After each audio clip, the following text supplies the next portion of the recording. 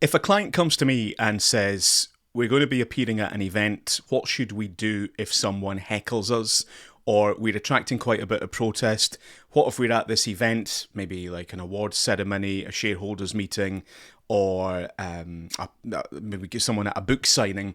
What should we do if someone comes and protests or tries to disrupt the event? The first thing I would say to them is, well, keep in mind that some of this disruption, criticism, protest might be fair, and we live in a society where people are quite permitted to protest and to make their point, to heckle and interrupt you. None of that is illegal. They're not breaking any rules. People are allowed to do that to a point. And so the first thing I always would say to any client is, what do you think this criticism is going to be? Let's anticipate it, and let's think about what you might say and how you might deal with it, and work on the basis that at least some of the criticism, the disruption and the heckling might be fair. While you might not like it, and that might not be the most appropriate place for it, the fact is there's a silent majority watching, and they are interested in how you deal with this. Second thing is that there comes a point with protests and disruption and criticism and heckling where it crosses a line. You've made your point, you've said your bit, I've let you say it, I've maybe even tried to deal with it and respond, but you're not being very civil, and what you're actually doing here is you're now spoiling it for everyone else. You've taken this whole event and you've made it all about you and your cause. That's over the line.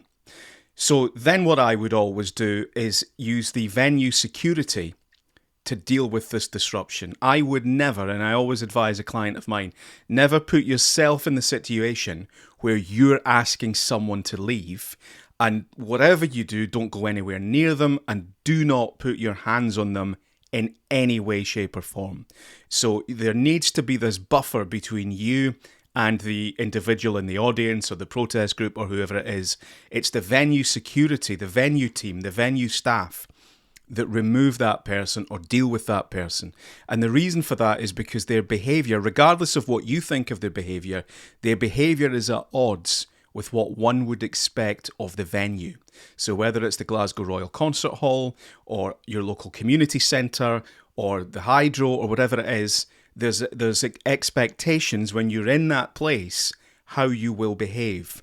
And yes, you can shout and heckle and enjoy the event and shout jokes or criticism or whatever it is, but what you can't do is spoil it for everybody else. And so at that point, maybe once you've taken a bit of it, at that point, the venue team, the venue security, deal with that person and get them out. And if that's not happening or that's taking too long, and of course, while all this is going on, you're probably getting filmed on a phone and it's going to get shared all over the place, which is why I always advise trying to accept and deal with fair criticism. Don't run away and shut it down at the first hint of any trouble. But when it crosses that line, I would say, listen, I'll be back in a few minutes when the venue team have taken care of things here.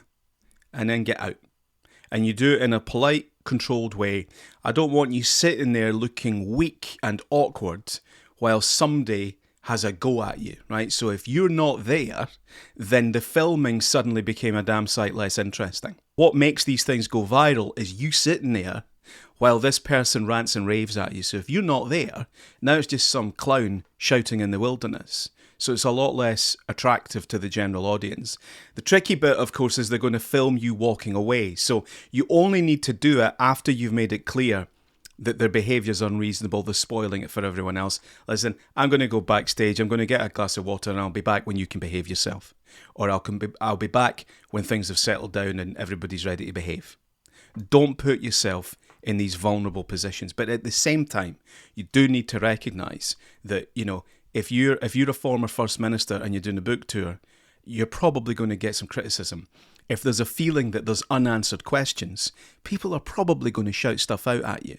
And you can think about how you might deal with that, and then think about, well, at what point does it cross that line? When does it become actually totally disruptive and spoiling it for everyone else? You've got a duty to the rest of the audience.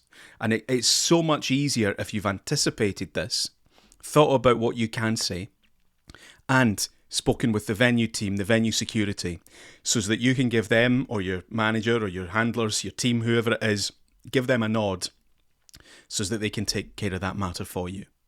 Now, of course, we're talking here in the context of high-profile politicians. What I'm really interested in is what this means for you. So it might not be a big public venue. It might be a team meeting, a staff meeting at work.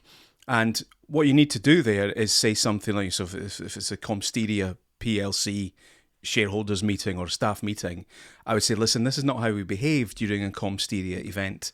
So if you can't be civil, then the team here are going to ask you to leave. So, saying something like, I am happy to talk about that issue, I will take questions about it, but we need to be civil to each other, and if you can't be civil, then I'm not going to do that. I'll be back in a few minutes. In the same way that Guns N' Roses leave the stage when everybody's pelting them with bottles, okay? If it's not safe, if it's not it's not safe for you, it's not safe for the rest of the audience, it's not an enjoyable experience for them, and you've got a duty of care. Ultimately, it's your name, it's your event. So whether it's a huge, big, public thing with big ticket sales, or whether it's a small team meeting at work, there has to be a certain order to it. And if there isn't, then as the person looking after you, then you need to get out of there.